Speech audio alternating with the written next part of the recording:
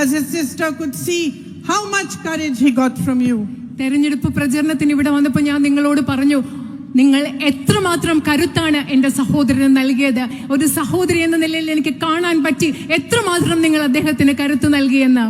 By making me a member of parliament, by showing me your love, by giving me your support, you are also giving me your strength, and you are also giving me courage. അതുമാത്രമല്ല, ഇന്ന് നിങ്ങളുടെ ജനപ്രതിനിധിയായി നിങ്ങൾ എന്നെ തെരഞ്ഞെടുത്തതിലൂടെ, നിങ്ങളുടെ പിന്തുണ എനിക്ക് നൽകുന്നതിലൂടെ, നിങ്ങളുടെ സ്നേഹം എനിക്ക് നൽകുന്നതിലൂടെ നിങ്ങൾ എനിക്കും നിങ്ങളുടെ ധൈര്യം നൽകുകയാണ്, നിങ്ങളുടെ കരുത്ത് എനിക്ക് നിങ്ങൾ നൽകുകയാണ്. I am here to learn from you.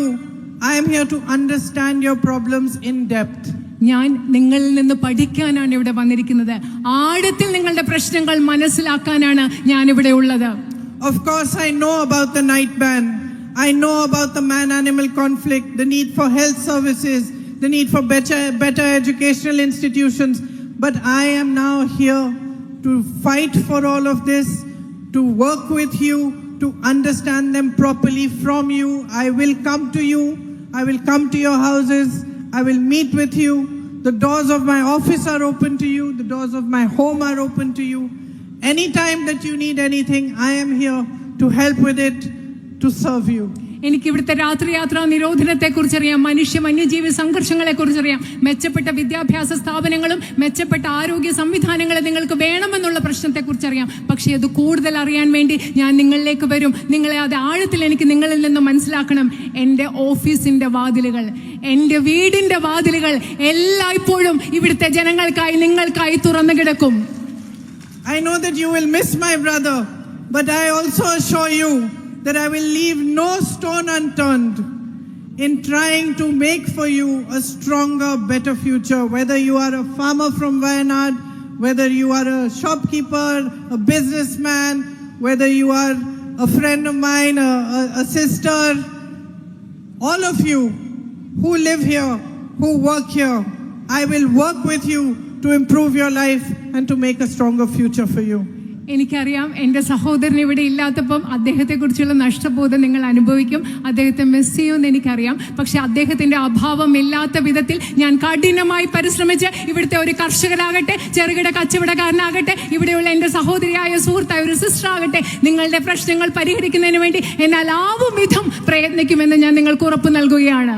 I want to thank my brother for all the work he did here for the last 5 years. കഴിഞ്ഞ 5 വർഷങ്ങളായി വയനാട്ടിൽ എൻ്റെ സഹോദരൻ ചെയ്ത എല്ലാ പ്രവൃത്തികൾക്കും വേണ്ടി, നിങ്ങൾക്ക് വേണ്ടി ചെയ്ത കാര്യങ്ങൾക്ക് വേണ്ടി അദ്ദേഹത്തോട് ഞാൻ നന്ദി പറയുകയാണ്. It is because of your faith in him and your belief in him that you have put your trust in me as well. അദ്ദേഹത്തിൽ നിങ്ങൾക്കുള്ള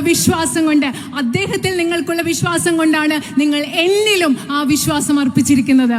I want to thank all the leaders who are assembled here and all the leaders, all the workers of the UDF who came out in support of me, who worked very, very hard to make this election what it became and to make it a possibility for me to win.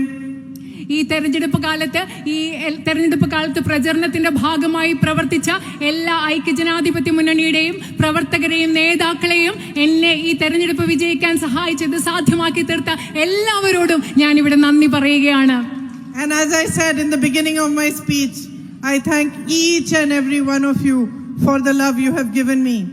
I will not disappoint you.